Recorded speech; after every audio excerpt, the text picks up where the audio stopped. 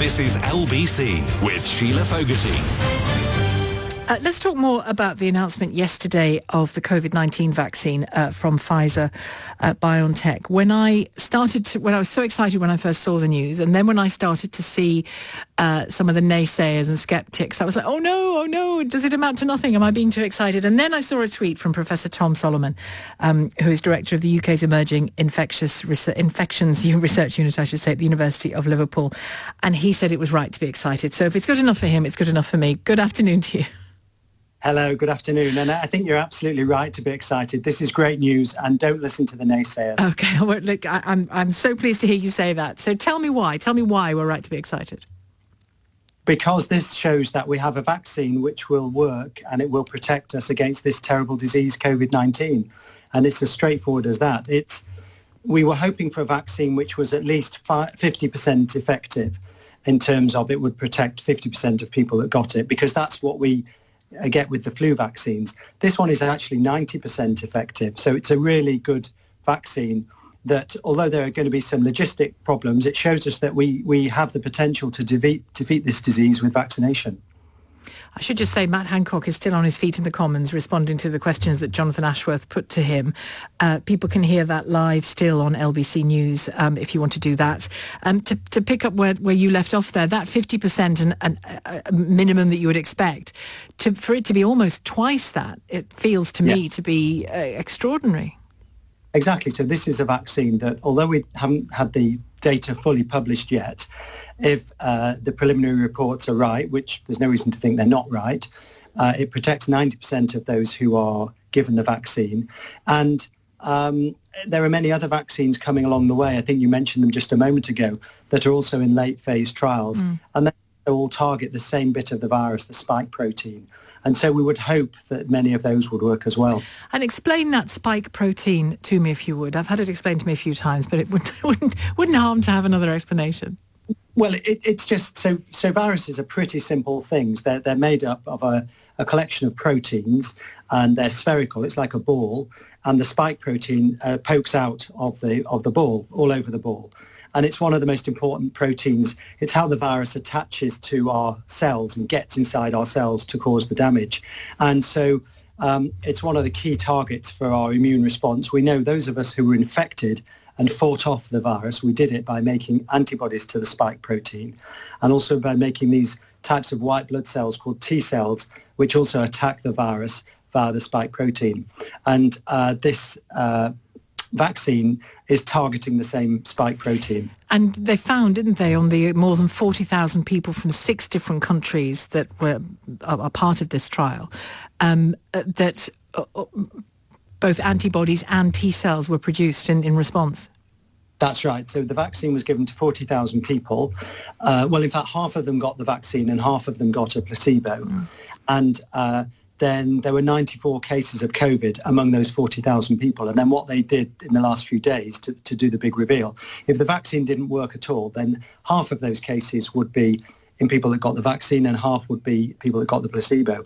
In fact, almost all of the cases were people who got the placebo. Right. So that vaccine is It tells you that the protection is there from the vaccine. And you touched on, as I did earlier, that the numbers of other vaccines in development. Do you expect, and let's not put a time on it, sometime next year, say, for the sake of argument, would you expect several different vaccines to be on the go at once? Yes, and I think we won't put too much of a time frame on it, but we're expecting to have a result from the Oxford vaccine trials before Christmas. We've been hoping for that for a while. Now, until today, I said to everybody, well, we're expecting the result, but of course the result may be negative. It may be that it doesn't work. That is still possible, but the fact that this Pfizer vaccine works gives us a lot of hope for the Oxford vaccine. And so I think then what will happen is, as the months go on, similar results will come through for more and more vaccines. And of course, the UK government has already pledged to buy and committed to 6 vaccines on the presumption that some of them would not work. But I would not be surprised if in the first few months of next year, we start these vaccines rolling out more and more widely. And you could even imagine, if one's going to be very hopeful, by the middle of next year, or before next winter, we may have vaccinated everybody that needs it with one vaccine or another. And what differences are there between the methodology of the Pfizer one and the AstraZeneca Oxford University one? So the Pfizer one is called an RNA vaccine, and it's a completely new type of vaccine. We have been developing these over the last 5 to 10 years, but this is the first time one has got all the way through to licensure, assuming that it does go ahead and get licensed. And they're just different ways of vaccinating. So old-fashioned vaccines, what we used to do was inoculate into somebody a very weakened version of the virus or a killed version of the virus. And then that makes the body's immune defences fight that, which means then the immune defences are ready. When you meet the real virus, you're ready. Why does explain that to me? Because if it's a killed virus, one that's not actively going to harm you, how does your immune system know the difference between a harmful one and a harmless one? That's a really good question. And if we think back to the spike protein that I described for you, the spike protein is there even if the virus is dead. And so the body's reacting to that. Exactly. But as you've alluded to, killed vaccines are not as good as live ones because the virus is already dead. So live ones are better. This new one, this Pfizer one, is an RNA vaccine, and this is a completely different approach. And the approach for the RNA vaccine is not to put a whole virus into somebody at all. What we do is we put into them the genetic, a little bit of the genetic blueprint, if you like, and that then triggers the immune response to create antibodies and T cells to fight that spike protein should they meet it. So it's almost like the body gets a whiff of it and thinks, right, I know what this is, even though it's not actually the cavalry of COVID, it's just a harmless version of it.